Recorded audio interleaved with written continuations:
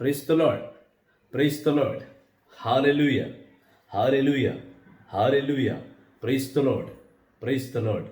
Good afternoon, good evening everybody. Welcome to the Voice of Christ. It is the first Friday. we are meditating on the blood of Jesus. ఈరోజు మొట్టమొదటి శుక్రవారము, September మాసము మొట్టమొదటి శుక్రవారం నాడు యేసుని పరిశుద్ధ రక్తము గురించి మనం ధ్యానించబోతున్నాం. అదే విధముగా యేసుని పరిశుద్ధ రక్తము మన జీవితంలో మనలో ఎలా ఫలింపచేస్తుంది, ఆయన ఎందుకు తన రక్తాన్ని మన గురించి ధారపోశాడు, యేసుక్రీస్తు మనకు ప్రధాన యాజకుడుగా ఎలా మన మధ్యలో మన జీవితంలో కార్యాలు చేస్తున్నాడు ఈరోజు మనం తెలుసుకోబోతున్నాం.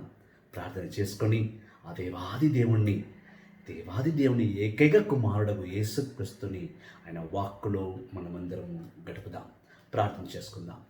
సర్వశక్తిగల పితైన సర్వేశ్వర, కృపకు ఊటైన దేవ, నా ఆత్మీయ తండ్రి, నా ఆలోచనకర్త, నా కొరకై ప్రాణాలు విడిచిన యేసయ్యా, నీకు స్తోత్రం, స్తోత్రం, స్తోత్రం, స్తోత్రం, స్తోత్రం, స్తుతి, ఘనత, మహిమ, ఆరాధన ప్రభా. అవును తండ్రి, ఇదిగోనైనా నీ పరిశుద్ధ వాక్కు చేయి మేము ఎన్నో సత్యాలను నేర్చుకుంటున్నాం. నీ సత్యమైన మార్గంలో అసత్యకర నా జీవితాన్ని విడిచిపెట్టి సత్యకర నీ జీవితంలో నేను పయనిస్తుండగా నాకు తోడు నీడ నీవే నాయన. అవును ప్రభువా, ఇదిగో తండ్రి, ఈ కరోనా వైరస్ సమయంలో కూడా నన్ను ఎటువంటి ఆపదలు పడకుండా మమ్మల్ని కాపాడుతున్నావే. నీకు స్తోత్రం, స్తోత్రం, స్తోత్రం నాయన. ఓ నా తండ్రి, పరమ వైద్యుడా, పరమగల తండ్రి, కృపగల ప్రభువా, నాకు జీవితాన్ని ఇచ్చిన ఏకైక తండ్రి, నా జీవితాన్ని పరిపాలిస్తున్న పరిపాలకుడా, నా రాజ్యవా, నా పాపాలను క్షమించు నాయన.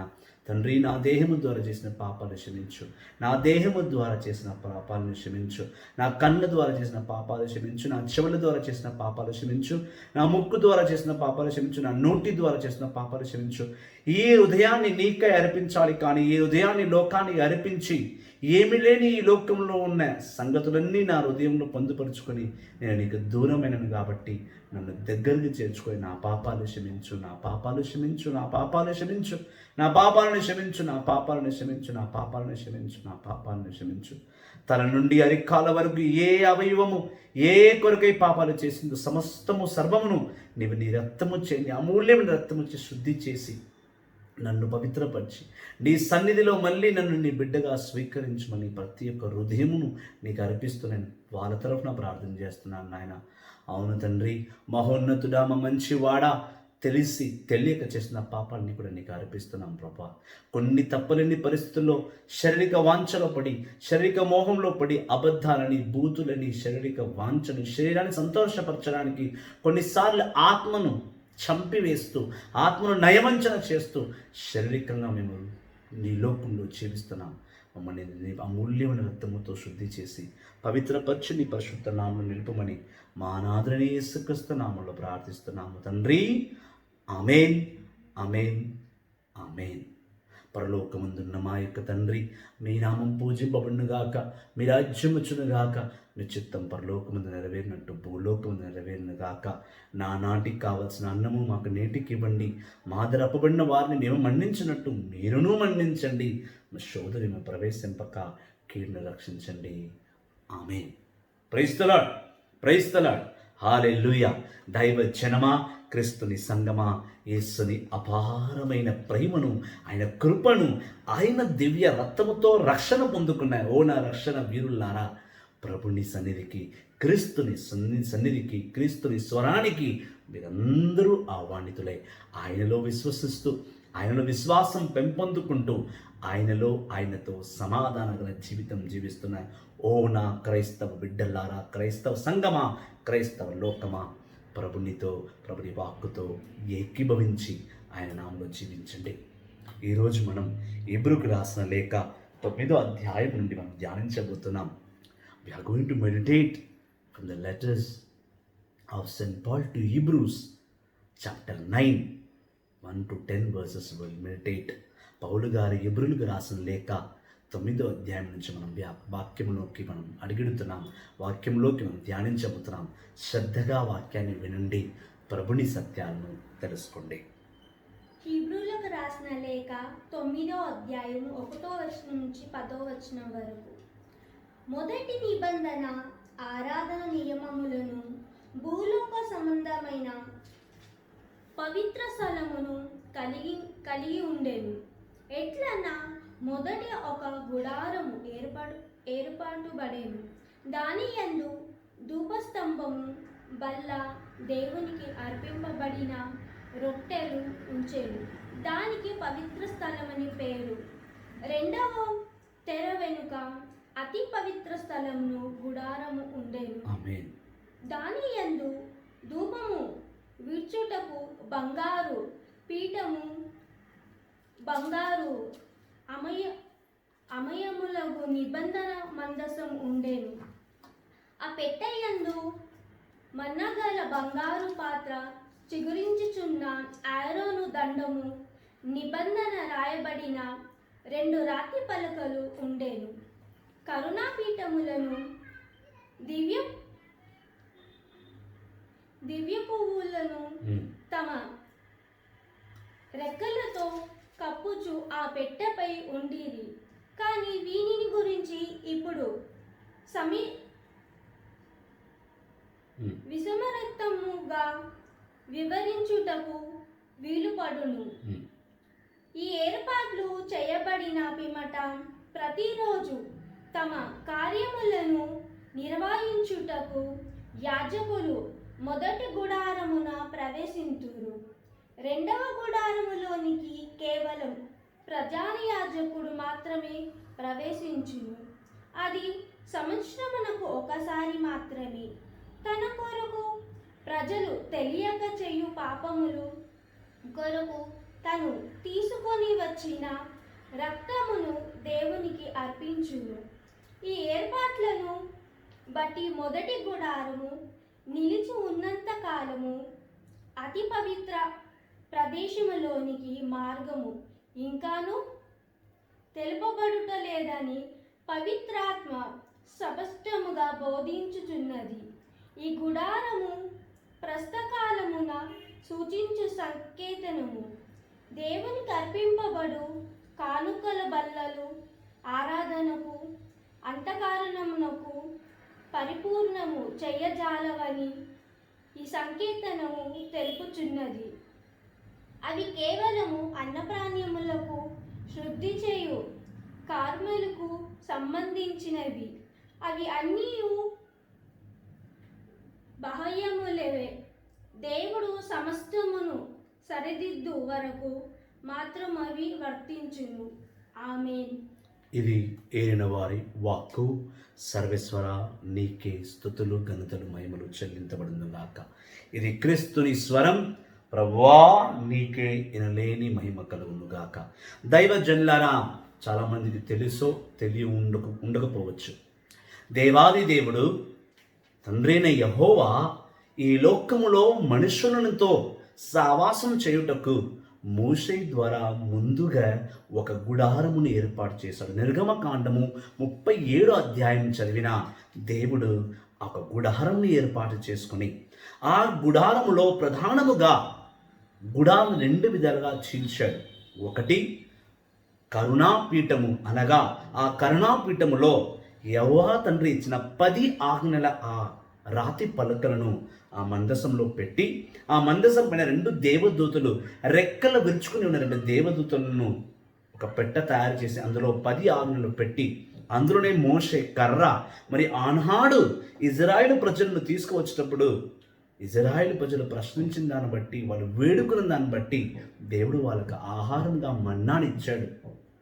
12 గోత్రముల కర్రలను ఆయన ఏర్పాటు చేసి ఉన్నాడు.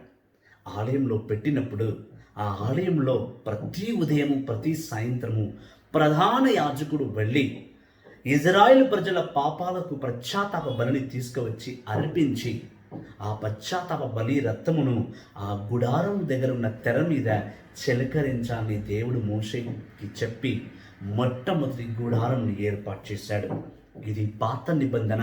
నిర్గమకాండము 37వ అధ్యాయం 38వ అధ్యాయం చదివినా మనకు వివరంగా అర్థమవుతుంది. కానీ ప్రజల్లారా, రక్తము అనగా జీవము, జీవము అనగా రక్తము. ఎప్పుడైతే ఒక గొర్రెపిల్లను కానీ ఒక యాటపోతును కానీ తీసుకువచ్చి వధించి ఆ రక్తములో ప్రధాన యాజకుడు ఆ మనిషి యొక్క పాపాలన్నింటినీ కూడా పశ్చాత్తాపంగా భావించి తను తీసుకెళ్ళి ఆ కరుణాపీఠం మీద చిలకరించినప్పుడు ప్రజలు ఒక పాపాలు క్షమింపబడతాయని యెహోవా తండ్రి మోషేయుతో ఒక నిబంధన చేయించాడు.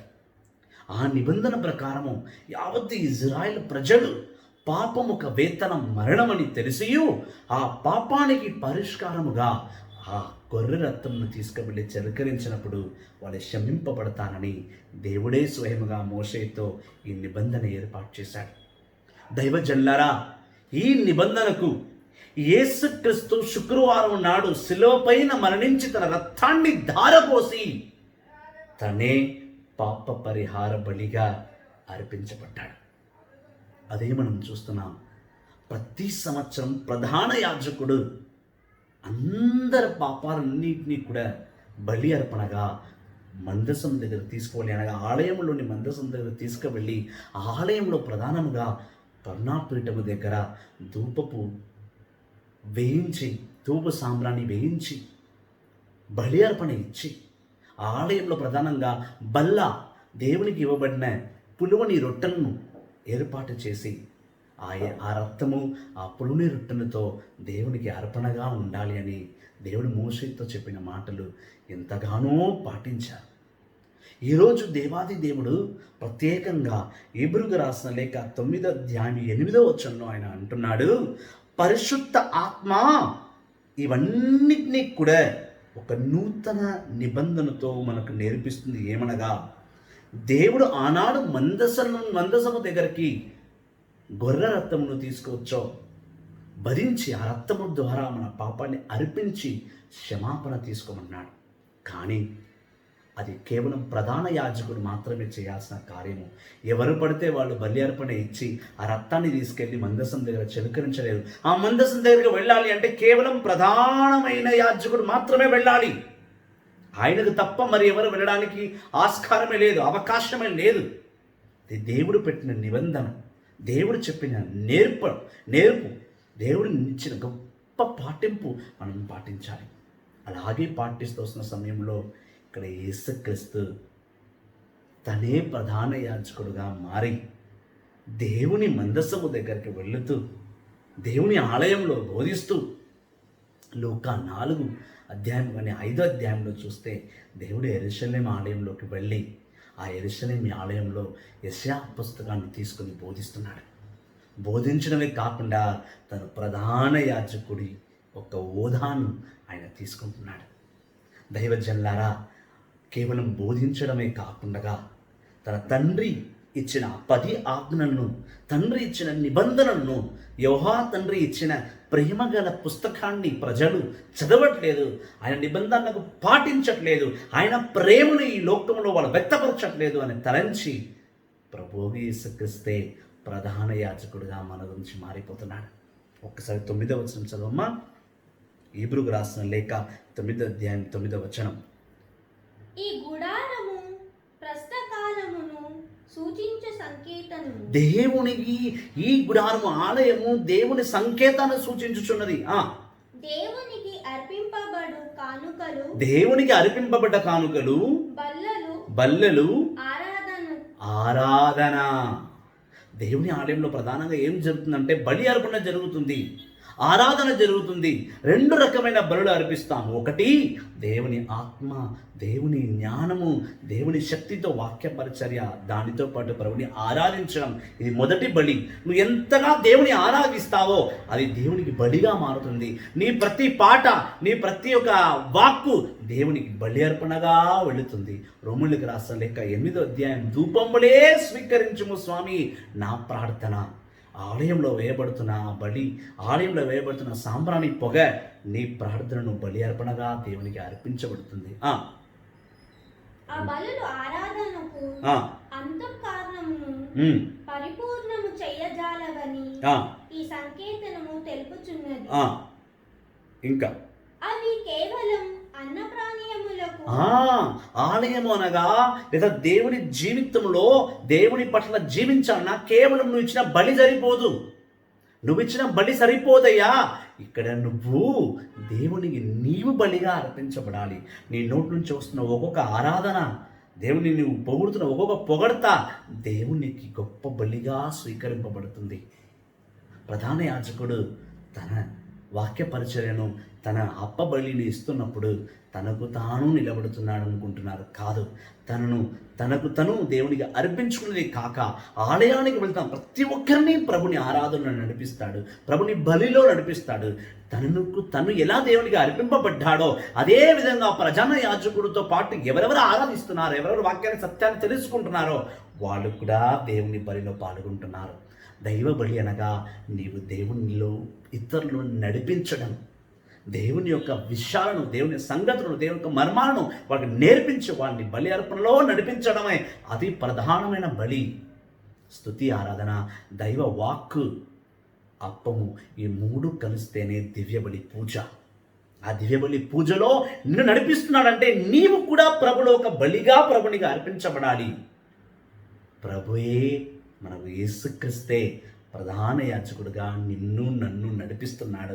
ఆయన మందసం ద్వారా, ఆయన మందసం దగ్గరికి, ఆయన మందసంలో ఉన్న 10 ఆజ్ఞల ద్వారా మనల్ని బలపరిచి ఆయన మార్గములో నడిపిస్తున్నాడు. 11వ వచనం నుంచి ధ్యానిస్తాం. హీబ్రూ 9వ అధ్యాయం 11వ వచనం. శుద్ధి చేయు కార్మికులకు సంబంధించిన 11వ వచనం చదువుదామా. కానీ క్రీస్తు ఇటులా నన్ను సదివాయములకు ప్రధాన యాజకుడు, క్రీస్తువే ఆలయానికి ప్రధాన యాజకుడుగా వచ్చి గుడారమున ప్రవేశించెను. మరింత శ్రేష్టము, సంపూర్ణమైనది. అది మానవ నిర్మాతము కాదు, అనగా ఇహలోక సృష్టికి చెందినది కాదు. క్రీస్తు ఈ గుడారమున ప్రవేశించి అతి పవిత్ర స్థలమును శాశ్వతముగా చేసినప్పుడు బలిని అర్పించుటకు మేకలు దూడల రక్తమును తీసుకొని పోలేదు.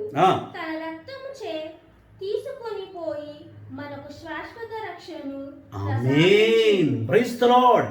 ఆ నిబంధన మోషే ధర్మశాస్త్రంలో దేవుడు ఏర్పాటు చేసిన నిబంధన, జంతువుల రక్తంను తీసుకెళ్లి నీ పాప పరిహారణకు బలిగా ఇవ్వమన్న ఆ నిబంధనకు యేసుక్రీస్తే స్వయముగా ఇక్కడ ప్రధాన ఆలయంలోకి వెళుతున్నాడు. ఒక ప్రధాన యాజకుడుగా వెళ్ళినప్పుడు తను ఏ గొర్రె రక్తమో ఏ ఒక జంతు రక్తమును బలిగా ఇవ్వలేదు.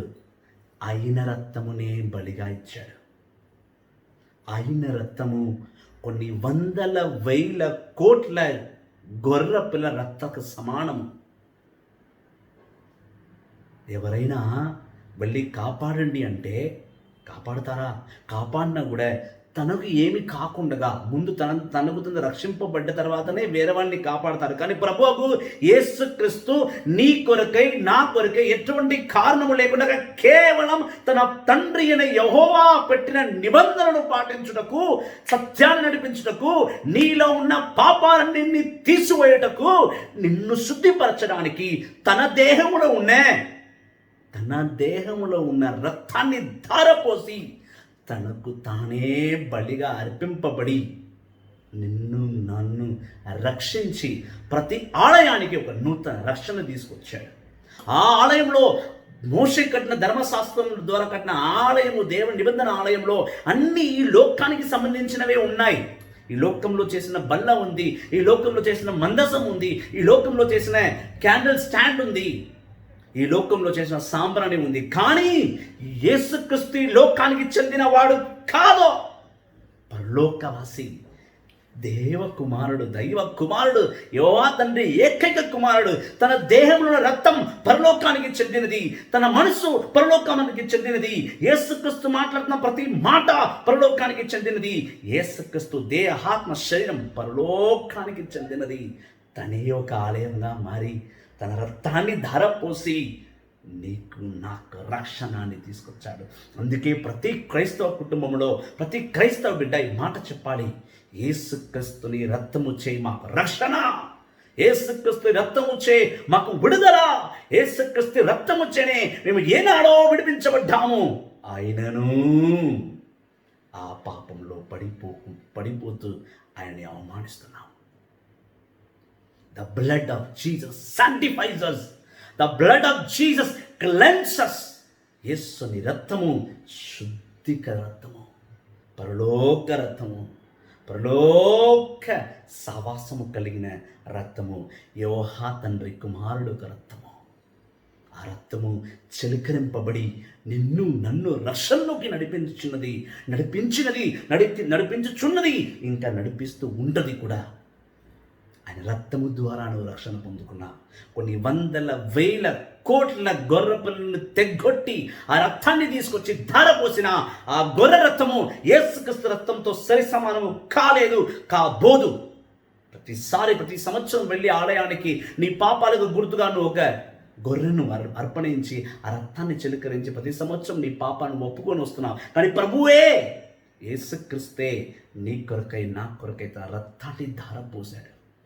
3 గంటల కల్వరి ప్రయాణంలో ఆయన చేసిన ఆ రక్త ధారణ ఈ లోకానికి రక్షణ తీసుకొచ్చింది. ఆయన కారుస్తున్నారు ఒక్కొక్క రక్త బిందువు సిలువ నుంచి. ఆ రక్త బిందు నిన్ను నన్ను ఈరోజు బతికిస్తున్నది, బ్రతుకుతున్నది. మనలో ఉన్న రక్తం యేసుక్రీస్తుని రక్తం. అందుకే ఆయన రక్తముచో వెలనిచ్చి కొనబడ్డ బిడ్డలో మనము. ఆయన రక్తం మనలో ఉండగా, రక్తం మనపై ఉండగా ఏ అనారోగ్యము, ఏ పాపపు లోకము నన్ను తాకలేదు అని భావించి జీవించాలి. ప్రియ సహోదరి, ప్రియ సహోదరుడా, దేవుడు మోషే ధర్మశాస్త్రంలో చెప్పాడు, నీ పాపానికి గుర్తుగా నువ్వు 2 గువ్వలను అర్పించు. కానీ దేవుడే ఇక్కడ నీకై అర్పింపబడ్డాడు.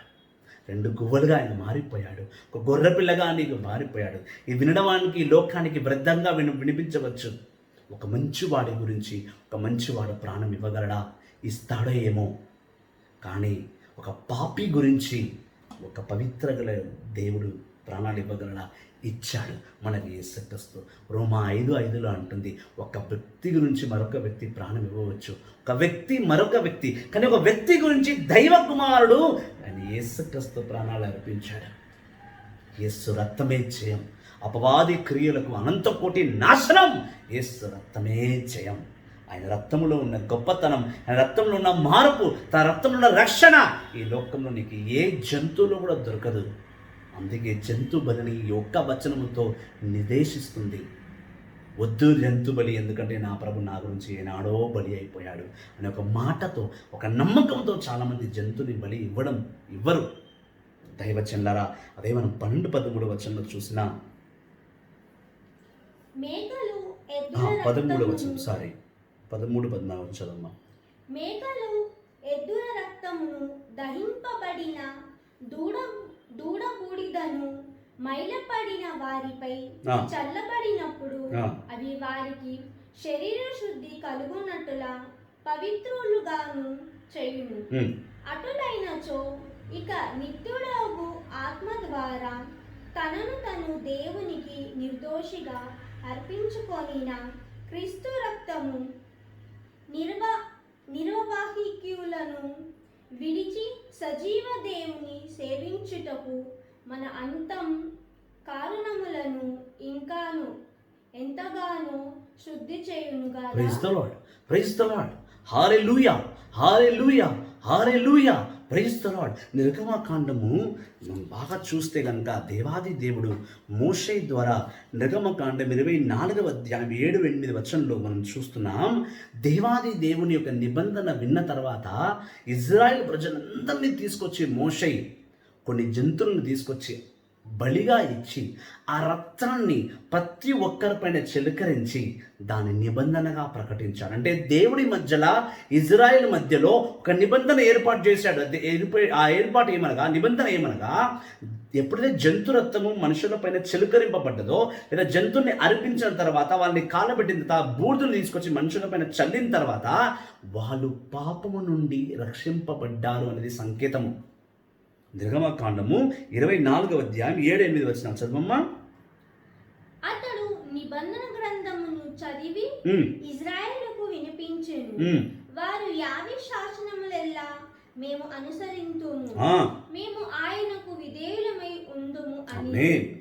అప్పుడు మోషే పల్లెములోని నెత్తురు ఇజ్రాయేలు మీద పోషించి, యావే మీకు ఈ నియమము ప్రసాదించుచు. ఆమేన్. హల్లెలూయా, హల్లెలూయా.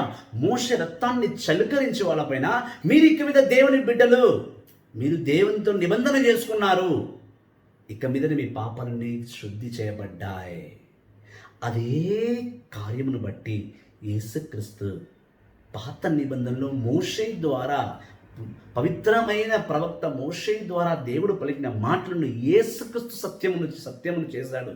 ఆయన రక్తాన్ని చిలకరించి, ఆనాడు మోషే ఒక జంతువుని కోసి ఆ రక్తాన్ని తీసుకొని చిలకరించి జంతువుని కాలబెట్టి ఆ విభూతిని, ఆ బూడిదని తీసుకొచ్చి వాళ్ళ మీద చల్లి మీరు దేవునితో నిబంధన చేశారన్నాడు. ఈనాడు యేసుక్రీస్తు నీ కొరకై నా కొరకై చనిపోయి ఒక నూతన నిబంధనను ఏర్పాటు చేశాడు. పరలోక తండ్రి మధ్యలో మన మధ్యలో యేసుక్రీస్తు ఒక నిబంధన గల తండ్రి, ఒక ప్రధాన యాజకుడు జంతువును మాత్రమే వధించగలడు. కానీ ఇక్కడ యేసుక్రీస్తు ప్రధాన యాజకుడుగా ఉండి తనకు తను బలి అయ్యి దేవుని ప్రతి ఆజ్ఞలకు, దేవుని మాటకు, దేవుని మందస్సానికి, దేవుని ఆలయానికి ప్రధానమైన వాడుగా నిలబడ్డాడు. అటువంటి యేసుక్రీస్తు రక్తమును మనం రోజు భుజిస్తాం. ప్రతి ఆదివారం స్వీకరిస్తున్నాం బల్ల రూపంలో, ప్రతి ఆదివారం దివస ప్రసాదంగా మనం తీసుకుంటాం. ఎంత పవిత్రమైన మనము. ప్రతి హోలీ మాస్, ప్రతి ఒక్క దివ్యబలి పూజ నీకు దేవుడికి మధ్య జరుగుతున్న ఒక ఒప్పందం, ఒక నిబంధన. ప్రతి ఒక్క అప్పం, ప్రతి ఒక్క ద్రాక్ష రసం నువ్వు స్వీకరిస్తున్నప్పుడు దేవుని ఆత్మశరీరాన్ని నువ్వు స్వీకరిస్తున్నావు. అంటే ప్రతిరోజు నువ్వు దేవుడితో ఒక నిబంధన చేసుకుంటున్నావు. ప్రతిరోజు దేవుని రక్తము నీలోకి వెళుతున్నది. ఎప్పుడైతే దేవుని రక్తము నీలో, నీ మానవ రక్తంతో ఏకీభవిస్తుందో ఆనాడు నువ్వు నూతన జీవివి. ప్రతిరోజు నువ్వు స్వీకరిస్తావు, ప్రతి ఆదివారం స్వీకరిస్తావు, ప్రతి మాసం స్వీకరిస్తావు, ప్రతి పండుగల్లో స్వీకరించుకుంటావు, ప్రతిసారి దేవుని బలిని స్వీకరిస్తూనే ఉంటావు. అంటే నువ్వు ప్రతిరోజు పవిత్రపరుస్తున్నట్టే, ప్రతిరోజు నువ్వు దేవుని నిబంధన నువ్వు ఒప్పుకుంటున్నట్టే. మరి ఒప్పుకొని మరి బయటకు వచ్చి మనం ఎలా పాపాన్ని చేయగలుగుతావు? ప్రియ సహోదరి, ప్రియ సహోదరుడా, దేవాది దేవుని యొక్క బహు గొప్ప రక్తము నిన్ను శుద్ధిపరుస్తుంది. ఆ జంతువుల రక్తము కన్నా ఒకేసారి పరలోక రక్తాన్ని నీ కొరకై నా కొరకై కార్చిన యేసయ్యను నువ్వు ఎంత గొప్పగా చూసుకోవాలి, ఎంత పెద్ద ఆలయాన్ని హృదయం నువ్వు కట్టుకోవాలి, ప్రభునితో ఎంత గొప్ప సావాసం నువ్వు చేయాలి. ప్రభుని రక్తముతో నువ్వు ఎప్పటి వరకు జీవించాలి. జీవించడమైనా మరణించడమైనా యేసుతోనే నువ్వు జీవించగలవు, మరణించగలవు. రోమాపత్రిక 8వ అధ్యాయము, రోమీయులకు రాసిన లేఖ 8వ అధ్యాయము. ప్రైజ్ ది లార్డ్, హల్లెలూయా, హల్లెలూయా. ఒకసారి 16వ వచనం చదవమ్మా. రోమీయులకు రాసిన లేఖ 8వ అధ్యాయం 16వ వచనము. ఆ ఆత్మయే మన ఆత్మతో కలిసి, ఆమేన్. దేవుని ఆత్మయే నీ ఆత్మతో కలిసి ఆయనతో సహవాసం చేస్తుంది. ఆయన రక్తమే కాదు, ఆయన పవిత్ర ఆత్మ, ఆయన ఆత్మ, ఆయన శరీరం, ఆయన ఆత్మ, ఆయన శరీరం, ఆయన రక్తము నీలో ఒక నిబంధనతో నడుస్తుంది. నువ్వు ఉట్టి మనిషివి కాదు, నువ్వు వృద్ధమైన వాడవు కాదు, నీవు బలం లేని వాడవు కాదు, నీవు అసమర్థుడవు అంతకన్నా కాదు. నీవు ప్రభుని బిడ్డవు. ప్రభులో ఉన్న సమస్తము సర్వము నీలో కూడా దేవుడు పొందుపరిచాడు. అలా పొందుపరిచిన వాడే ఒక మాట చెప్తాడు. రోమీయులకు రాసిన లేఖ 14వ అధ్యాయం 8వ వచనం చదవమ్మా. రోమీయులకు రాసిన లేఖ 14వ అధ్యాయము 8వ వచనము. మనము జీవించున్నాను ప్రభు కొరకే, జీవించుచున్నాము మరణించినాను ప్రభు కొరకే, మరణించుచున్నాము కనుక జీవించినాను మరణించినాను మనము ప్రభు కొరకు. దేవునితో నిబంధన చేసుకున్నవాడు, దేవుని రక్తాన్ని స్వీకరించిన వారు, దేవుని యొక్క అమూల్యమైన రక్తముతో అనుదినము బలపడుతున్న వారి మాట అంటారు. నేను జీవించినదా నా ప్రభు గురించే, నేను మరణించినా నా ప్రభు గురించే. నా జీవము నా మరణము రెండును ప్రభును గురించే. ఎందుకంటే ఆయన జీవించినా తన తండ్రి గురించే జీవించాడు, ఆయన మరణించినా తన తండ్రి గురించే మరణించాడు. కనుకనే అటువంటి రక్తమును నాపై స్వీకరించుకున్నాను కాబట్టి అటువంటి రక్తమును నాలో నేను స్వీకరించుకున్నాను కాబట్టి, అటువంటి రక్తము రక్షణ నీడలో నేను బ్రతుకుతున్నాను కాబట్టి, నేను జీవించినా మరణించినా ఆయన గురించే. ఆయన రక్తమును స్వీకరించే వారు ఆయన కొరకై జీవిస్తారు. రక్తములో శుద్ధి పొందుకొని శుద్ధి అయి ఆయన బిడ్డలుగా ఆయన రక్షణ మార్గంలో నడుచుచున్నవారు ఆయన గురించే మరణిస్తారు. అది యేసుని రక్తము నీలో చేసే కార్యములు. ఒక్కసారి ప్రభుని రక్తం నీలో వచ్చిందా, నేను పెరికి ఆత్మ చచ్చిపోతుంది, నా అనారోగ్యం చచ్చిపోతుంది, నేను వ్యర్థమైన కార్యాలు చచ్చిపోతాయి, నీలో అసంభవమైన అన్ని రకమైన క్యారెక్టర్స్ ఒక్కొక్కటిగా చచ్చిపోతుంది. యేసుని రక్తము ఈ లోకంలో ఉన్న అన్నిటికైనా శ్రేష్టమైనది. యేసుని రక్తము ఈ లోకంలో ఉన్న అన్నిటికైనా బలమైనది. యేసుని రక్తము నీ కొరకై నా కొరకై కల్వరి మరణంలో కల్వరి ప్రయాణంలో ఆయన కార్చివేసిన ప్రతి రక్తము నీకు నాకు రక్షణ. నీ ఇంటికి ఏ దయ్యము రాలేదు, నీకు ఏ మంత్రాలు తంత్రాలు సోకలేవు. నువ్వు ప్రభుని రక్తముగా స్వీకరిస్తే. హల్లెలూయా, హల్లెలూయా. దైవజనులారా, క్రీస్తుని ప్రేమని ఎరిగిన బిడ్డలారా, యేసుని రక్తముకున్న గొప్పతనం అది. ఈరోజు మొట్టమొదటి శుక్రవారం నాడు ప్రభుని రక్తముతో నీవు జీవించబోతున్నావు, రక్తాన్ని స్వీకరించబోతున్నావు. ఈరోజు బలిపీఠం దగ్గర వెళ్ళినప్పుడు ఈ వీడియోని చూసిన తర్వాత, సత్యాన్ని తెలుసుకున్న తర్వాత, ఆ ద్రాక్షరసము రక్తముగా మారినప్పుడు ఆ రక్తముకు ఉన్న విలువను తెలుసుకో. ఆయన స్వీకరించినప్పుడు ఆయన బిడ్డగా మారు. జీవించిన ఆయన గురించే, మరణించిన ఆయన గురించే, జీవ మరణము ఆయన జయించాడు కనుక నేను కూడా జయించగలననే నమ్మకంతో నువ్వు ముందడుగు వేయి. ప్రభులో నీవు సత్యంలో నడుస్తావు, ప్రభుని సత్యంలో నీవు జీవిస్తావు. ప్రైజ్ ది లార్డ్, హల్లెలూయా. యేసుని రక్తమే జయం. అపవాది క్రియలకు అనంతకోటి నాశనం యేసుని రక్తమే జయం. ఆమేన్, ఆమేన్. వాక్యాన్ని షేర్ చేయండి. యేసు రక్తాన్ని స్వీకరిస్తున్నప్పుడు పవిత్రంగా కాలుకున్న చెప్పును విడిచిపెట్టి ఇంట్లో కానీ బయలుదేరేటప్పుడే స్నానం చేసుకుని బయలుదేరండి. ఆ పవిత్రమైన రక్తమును, ఆ పవిత్రమైన శరీరాన్ని స్వీకరిస్తున్నప్పుడు ఆడవాళ్ళు ముఖ్యంగా తలపైన వస్త్రాలు కప్పుకోండి. మగవారు చేతులు జోడించి ఎంతో వినయంగా, ఎంతో భయము భక్తితో రక్తాన్ని స్వీకరించండి. ఎందుకంటే నీ గురించి ఎవరు కూడా బలిగా మారరు, ఆయన మారాడు. ఆయన యందు, ఆయనలో, ఆయనతో నిత్యము నిరంతరము భయభక్తులు కలిగి స్వచ్ఛమైన ప్రభును స్వీకరిస్తూ ఆయన నామంలో జీవించండి. ఆమేన్. Praise the lord. Thank you very much. God bless you all. వాక్యాన్ని షేర్ చేయండి, వాక్యాన్ని పంచండి, మా ఛానల్ని సబ్స్క్రైబ్ చేయండి. అనుదినము దేవుని వాక్కు కొరకై తప్పించి బిడ్డలుగా జీవించినా మరణించినా యేసు కొరకే మరణించండి. Thank you very much. God bless you all. Praise the lord. Hallelujah.